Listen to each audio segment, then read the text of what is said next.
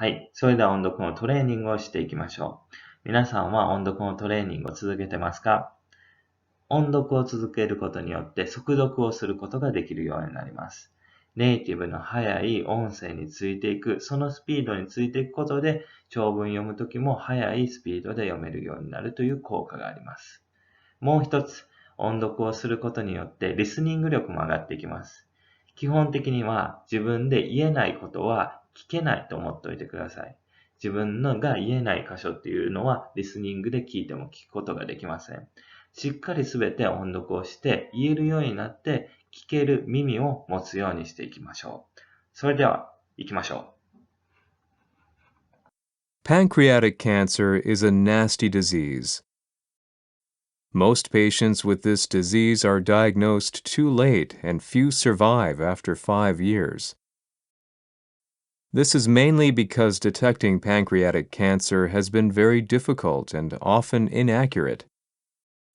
Jack Andraka, an American high school student, had a close friend, Uncle Ted, who also died of the disease. Uncle Ted had been like his real uncle, and Jack really liked him, giving good advice whenever Jack was in trouble.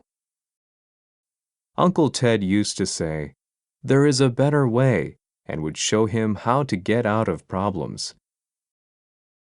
The news of Uncle Ted's suffering from the disease shocked and confused Jack. He began to wonder, why couldn't the doctors find the cancer earlier? That was when he thought he would find a cure for pancreatic cancer.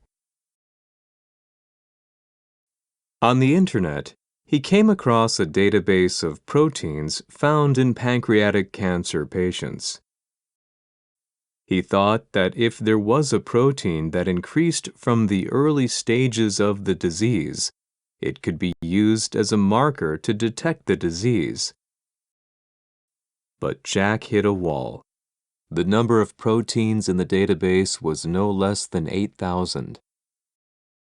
What do you think he did? Actually, he remembered talking to Uncle Ted about his future dreams. Jack wanted to be a doctor to help people. Uncle Ted said, "When obstacles appear overwhelming, stay focused on who could be affected by your work and all the good it could do. Remember the patient." Those words kept Jack going. He went through the whole database, checking each protein one by one. In the end, he came across one protein that had increased from the early stages of the disease. He had found the marker. Now Jack needed lab space to carry out further experiments. He wrote to 200 professors who specialized in pancreatic cancer and asked for some lab space. Within a month, he received 199 rejections.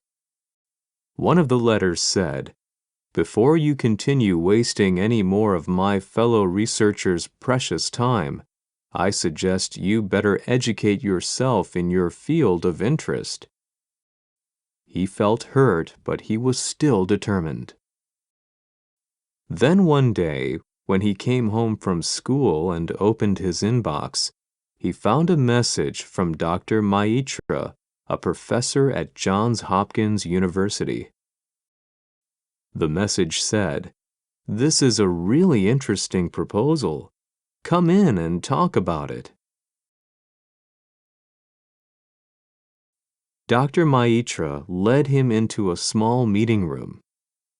There, a number of doctors came in one after another and fired questions at him.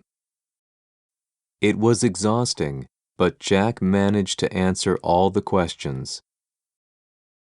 Then he heard the words from Dr. Maitra, "Okay, let's do this." Jack's hard work paid off several months after that. Today, thanks to Jack's early detection method, pancreatic cancer can be found very quickly and accurately at a very low cost. In the future, more and more people will be taking the test and be able to survive the disease. People ask, "How did you manage to come up with such an innovative method?" He simply answers, "It was by a ton of hard work and a ton of failures."